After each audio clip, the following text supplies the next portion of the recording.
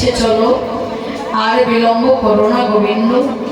আমার হৃদয় আজ বিচিত্র কলঙ্ক আছে, আমার হৃদয়ে মাঝে বিচিত্র কলঙ্ক আছে। বধূ আশেপাশে রসের বাণী। সীতা রানী দাস আমাকে আশীর্বাদ করলো, আমরাও তাকে প্রাণ করে আশীর্বাদ করব। সে যেন পিতা মাতার কোল জুড়ে দীর্ঘায়ু নিয়ে বেঁচে থাকতে পারে, সে পরম কৃষ্ণ ভক্ত মানুষ হতে পারে, সুশিক্ষিত জ্ঞানী মানুষ, বাবা মার মন জয় করতে পারে,